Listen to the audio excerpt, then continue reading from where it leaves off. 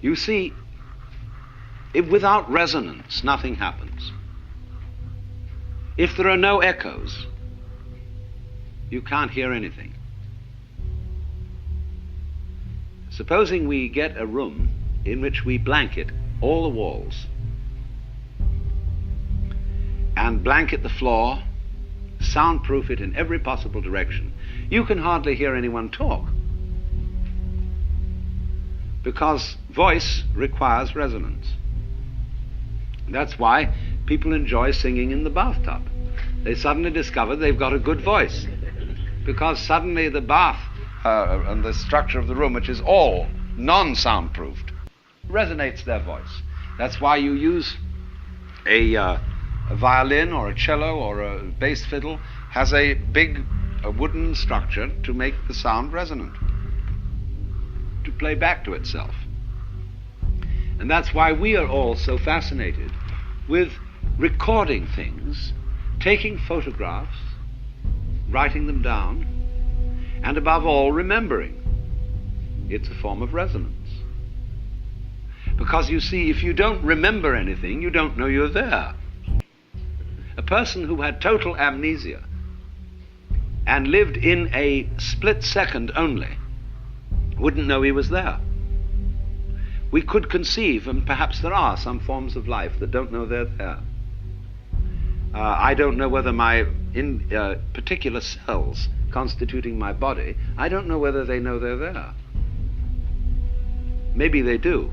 Maybe they have some wonderful system of resonance that I know nothing about, and they're all worried about what I'm going to do with them, and having conferences and meetings and policy decisions and so on and so forth, because this person in charge, it might well be that when I die, or when we all die, all our cells suddenly say God is dead, and they have their big theological controversy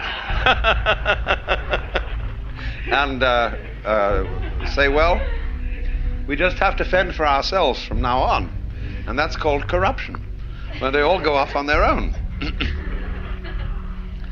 So I don't know, it may be that we've got some kind of a system like that, but certainly to know that you're there, you need an echo.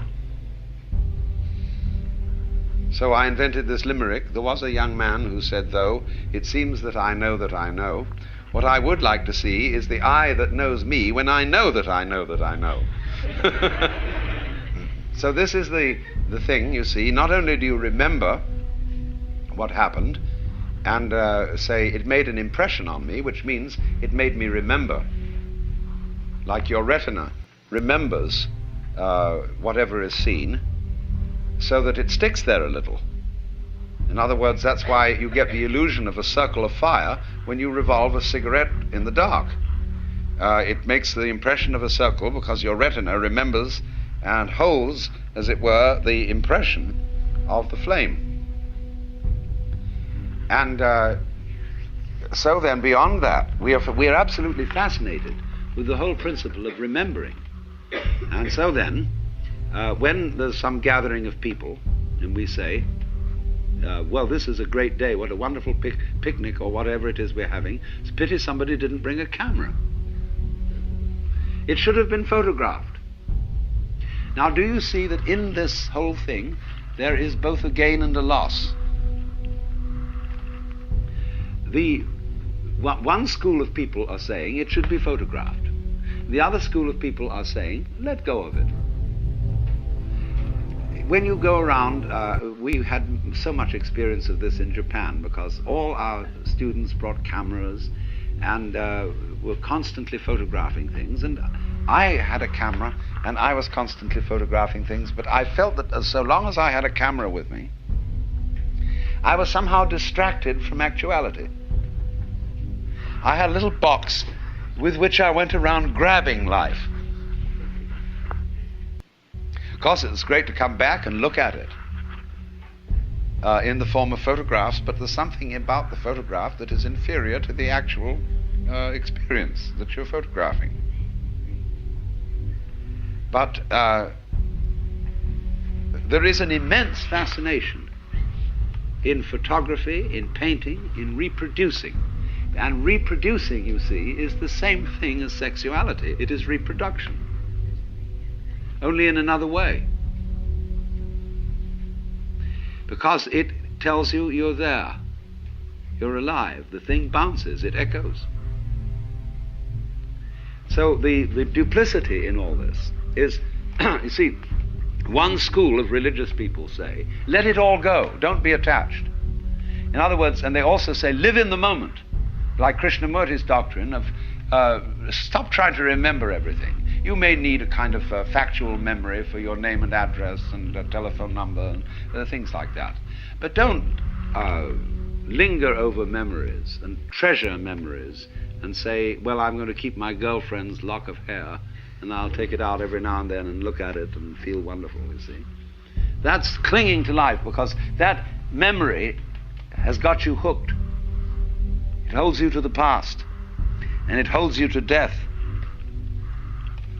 But then there's the other school of thought, you see, quite opposite to this, which says, remember to remember, title of one of Henry Miller's books. Hold on to it all. Get involved. Keep your girlfriend's hair. Keep all the photographs. You know how in some houses, the piano, everything is completely covered with photographs and reminiscences.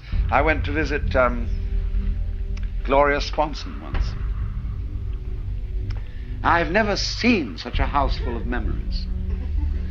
Everything in all directions was Gloria Swanson. Photographed on this occasion, signed on that occasion, presentation this. I went to visit once too the wife of a former Archbishop of Canterbury. And the whole house was memorials. I mean, it was a complete clutter of tombstone furniture with little brass plates on it, presented on the occasion of this, that, and the other. Well, you say, look, that person isn't really living.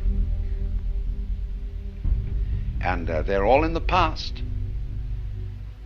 But on the other hand, what is life, you see, except there is a memory, except there is an echo? So what I want to point out, you see, is the duplicity of all this. That you don't take, if you're a wise man, you don't take sides in this issue. You do both sides. And that is the meaning of the unity of samsara and nirvana.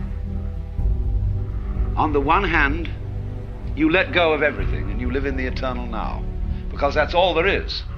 See, memory is an illusion. It's all gone. So everything you know about that makes an impression on you is no longer there. That's the meaning of Maya. There is only the eternal now. There is only the present moment, and never will be anything else.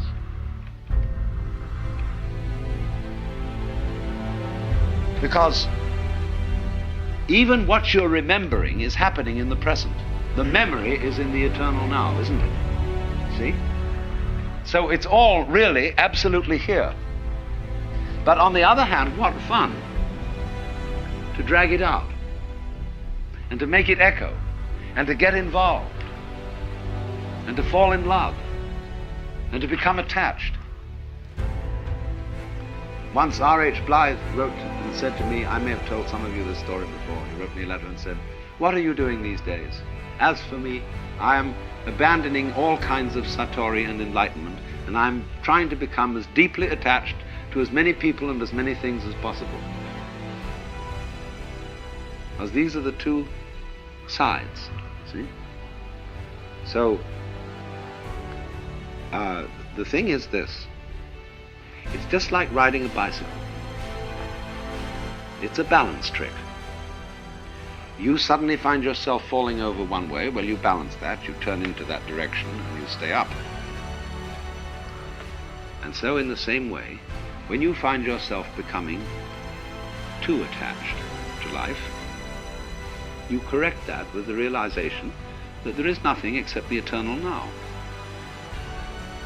Then when you feel that's all right now, and you see you're safe again, because it's the only the eternal now, once more you go and get attached. Or you get involved, you get concerned about some enterprise, social, political, amorous, familial, scholarly, artistic, whatever it is, you get involved. And the two always go together. So this is the meaning of this symbolism. Because the male only knows he's there if there's a female. It's the echo. And she only knows she's there if there's a male. Nobody ever came into existence without a couple of parents, see? And there's simply no other way into this universe. Now this is simply, I'm using this simply not as the main point, but as a sort of illustration of the simultaneity of attachment, detachment, involution and evolution. Involution is how you get involved, evolution is how you get out. Well now,